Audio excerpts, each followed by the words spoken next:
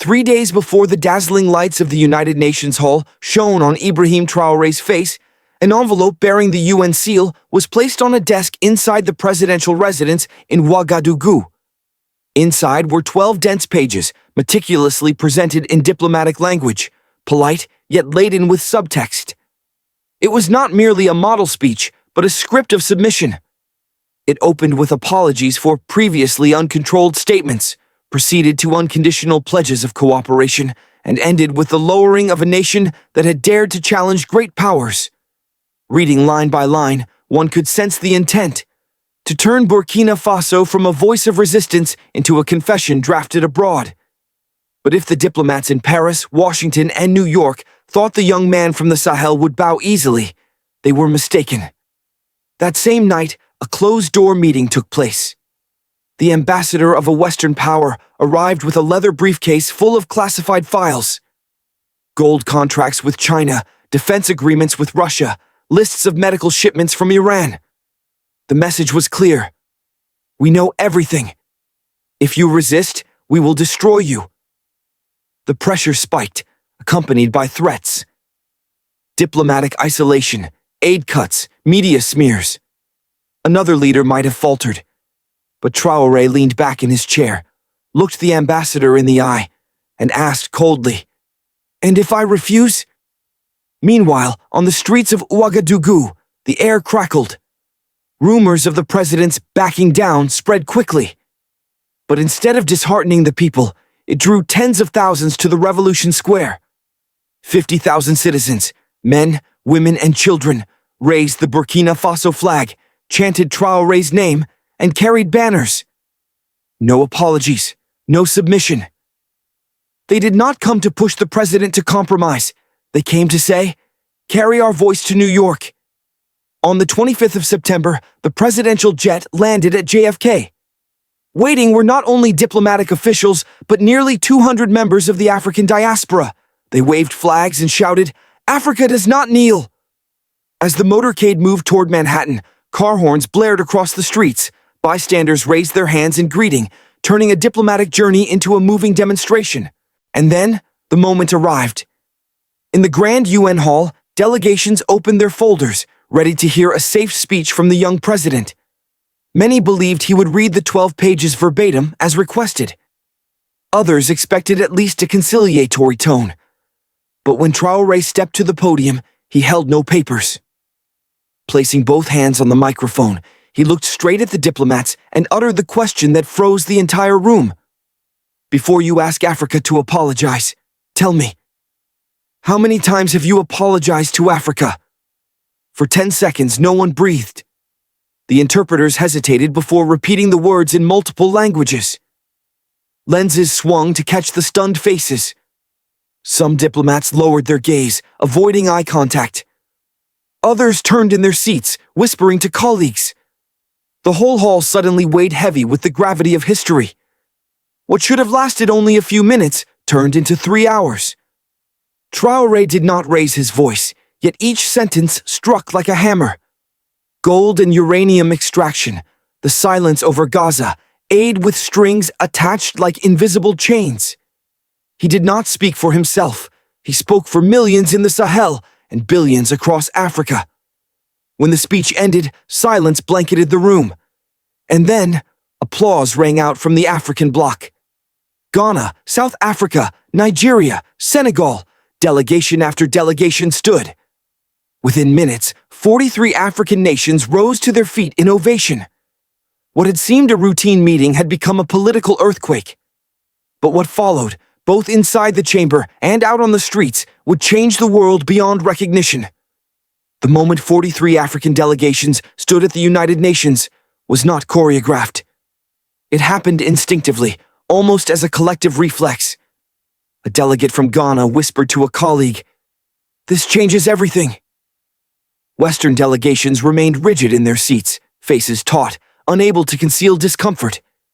The French delegation murmured, scribbling in notebooks. A representative of another European country sat hunched over, tapping furiously on a phone. In the press gallery, journalists pounded keyboards, racing to file headlines. CNN, Burkina Faso defies UN script. BBC, an unexpectedly confrontational tone from Africa. Al Jazeera, a historic turning point in global diplomacy. The Guardian, 43 African nations stand. West stunned. Within 15 minutes, social media exploded. Hashtags Traore effect. Africa rises. No apology spread like wildfire. Clips of the moment Traore asked, "How many times have you apologized to Africa?" reached millions of views within hours. In Ouagadougou, public screens set up across the square broadcast the event live. When Traore finished, the crowd screamed, danced, cried, and embraced. A 70-year-old woman wiped away tears. "I've waited my whole life to hear an African leader speak like this." Youth flooded the streets chanting, "No apologies, only dignity." Children ran about waving hand-drawn flags, one bearing a painted slogan, "Traore is our voice." In closed rooms in New York, the political cyclone was just as intense. The U.S. ambassador immediately convened an emergency huddle with European allies. One question repeated, "How do we deal with this?" For if left unchecked, a dangerous precedent had been set, that an African leader could directly challenge the great powers and be backed by an entire continent. Meanwhile, Western media split. CNN called the action reckless, risking Burkina Faso's isolation. The BBC emphasized surprise and high political risk. Al Jazeera and Africa News, however, praised it. A liberation of language. A new voice for Africa. What stood out was the chain reaction racing beyond prediction. In Accra, Ghana, thousands of university students spontaneously marched, holding signs. "If Traore speaks for Burkina Faso, he speaks for us."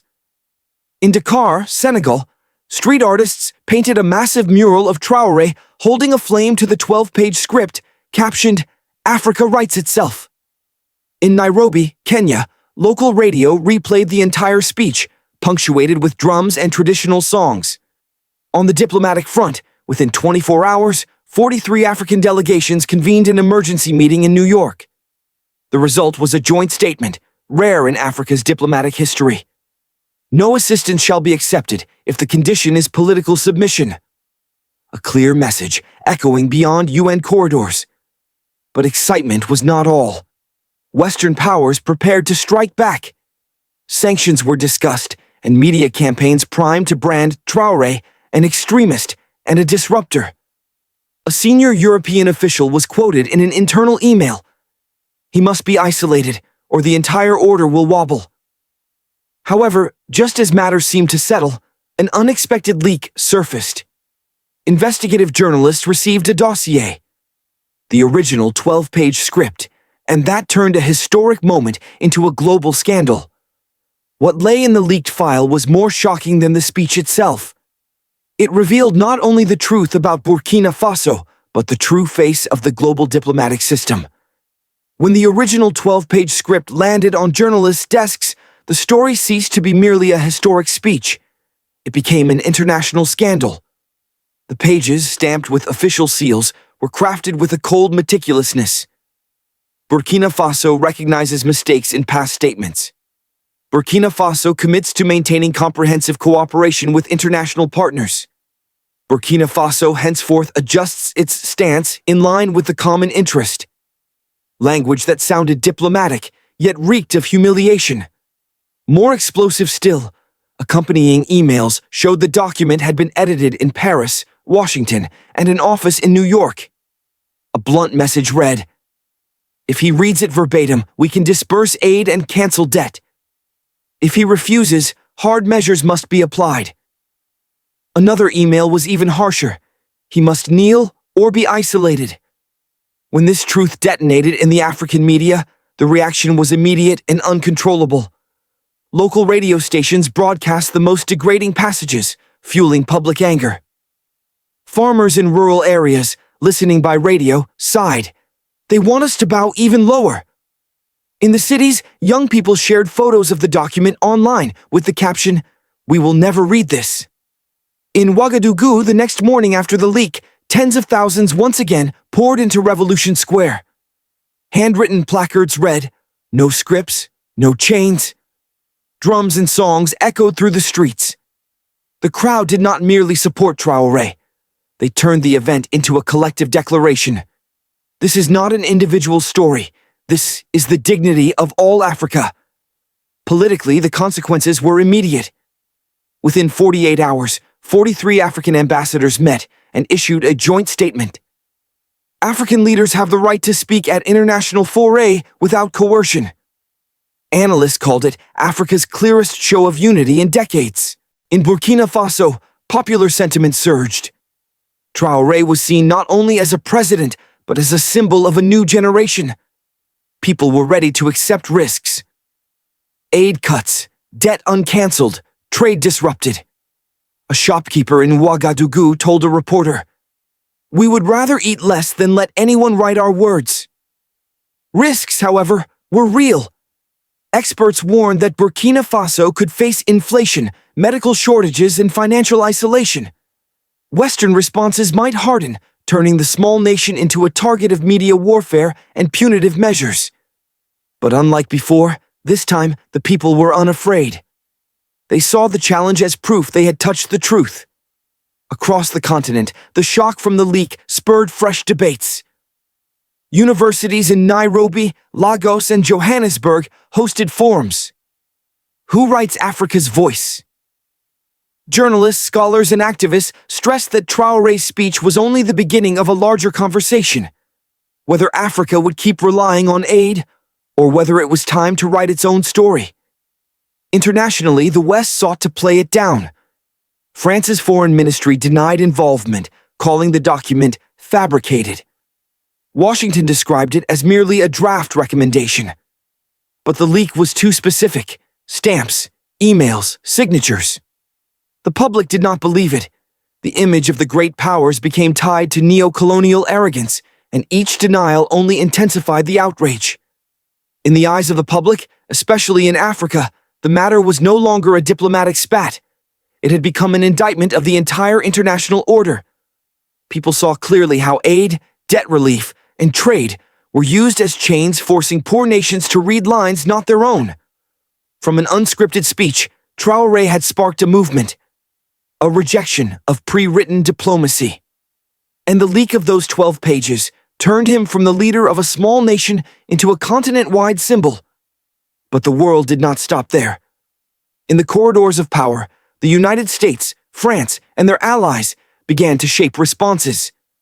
And another country, Russia, suddenly appeared in every discussion, tying Traoré's name to a power long accustomed to confronting the West. As the political dust in New York had barely settled, emergency meetings followed in Washington, Paris, and Brussels. U.S. national security analysts described Traoré's speech as a strategic danger. An anonymous official admitted to the press, "If this becomes a precedent, our entire aid leverage in Africa will wobble." In France, the reaction was even harsher. Paris had already lost influence in the Sahel after coups in Mali, Niger, and now Burkina Faso. Traoré's public refusal of a submission script at the UN was seen as a slap in the face. French media cast Traoré as a new Gaddafi, while the opposition in Paris lambasted President Macron's government for losing all credibility on the continent. The European Union, long styling itself a partner for cooperation and development, now stumbled over a question. Should it continue aid to a country openly challenging the international system? Some MEPs called for budget cuts. Others warned, "We are pushing Africa into the arms of Russia and China." As predicted, Moscow moved quickly. Russian media hailed Traoré as a symbol of freedom against neocolonialism. Commentators compared him with Vladimir Putin, a leader who had stood up to the West. The phrase Ibrahim Traore and Putin appeared frequently on Russian channels, sketching a symbolic alignment between a small Sahel nation and a power in opposition. China voiced cautious support too, emphasizing the importance of the right to self-determination for developing nations. Beijing saw an opportunity to extend commercial influence and shore up resource ties with Ouagadougou. Meanwhile, the African Union, AU, and ECOWAS held urgent discussions. For many countries, this was the first time they had seen a leader openly refuse language drafted by the West. A South African diplomat observed, "This is not just Burkina Faso. This is Africa reclaiming its voice. Global media divides sharpened. CNN and the BBC kept a cautionary tone, portraying Traoré's move as a dangerous gamble that could tip Burkina Faso into chaos. By contrast, Al Jazeera, Africa News, and several outlets in Latin America and the Middle East called it a diplomatic uprising, paving the way for a multipolar world where smaller voices can shake the center. In UN hallways, the phrase Traoré effect became a new keyword. It recalled those rare moments when history is not written by superpowers, but by nations too often considered peripheral. But if this was only the beginning, the bigger questions loomed. Where does Africa go from here? And can the flame lit in New York become a guiding light for an entire continent? In the days after the seismic speech, from Ouagadougou to Lagos, from Dakar to Nairobi, a single question echoed. Where will Africa go from here? The UN episode was not just a media storm, it opened a historic crossroads for the continent. Three prominent scenarios emerged. First, a scenario of blockade and isolation. Western powers could escalate pressure, financial sanctions, cutting aid, diplomatic isolation of Burkina Faso. This could seriously damage a fragile economy. The CFA franc shaken, prices rising, medical and food supplies scarce. Yet the public's open support for Traoré suggests that if this scenario comes to pass, Burkina Faso will not stand alone. Punishment might only deepen resentment toward the West. Second, a scenario of African unity. The 43 nations that stood at the UN could turn a symbolic act into a practical diplomatic front. A common platform could form, challenging conditional aid and demanding the right to speak autonomously. This would mean the continent reclaiming pride lost since the end of colonial rule. Third, a scenario of international balancing. With Russia and China ready to expand influence, Burkina Faso could leverage competition to gain more strategic room. As Russian media began comparing Ibrahim Traore and Putin, the message was clear. A new political and symbolic alignment could emerge, one where Africa's voice is no longer marginalized. Whichever path unfolds, a message from Ouagadougou resounds. An apology today is a shackle for tomorrow. Traoré spoke not only with a president's voice, but as a son of Africa, carrying the pain of history and the hope of the future. Socially, the event planted a new seed. African youth saw themselves at the UN rostrum, not through pre-written lines, but through an authentic voice. Elders felt it was the moment they had waited for all their lives. Artists turned it into murals, songs, and poems, transforming politics into culture, resistance into spiritual strength. Yet the question remains open. Can Africa muster enough unity to turn that moment into a lasting movement? Or will it be a lone flash across the global political sky? And that question leads us to the end, where, from Burkina Faso, a flame has been lit for the whole continent to ponder. Is this the beginning of a new Africa? When Ibrahim Traoré returned to Ouagadougou, Revolution Square was a sea of people. In his hand were torn scraps of the 12-page script, the symbol of the submission he had refused. He held them up before the crowd, then set them alight. The pages burned, carried by the Sahel wind, like an oath before tens of thousands of witnesses. We will not let others write our story. We will write it with our own blood and our own voice. The crowd roared, drums and horns thundered. The elderly wept, the young danced, children shouted, "No apologies, no submission." That flame from a small square in Burkina Faso became a symbol spreading across the continent. The UN event did not merely change the image of a president. It affirmed that even a small nation, if it dares to speak the truth, can make the world listen.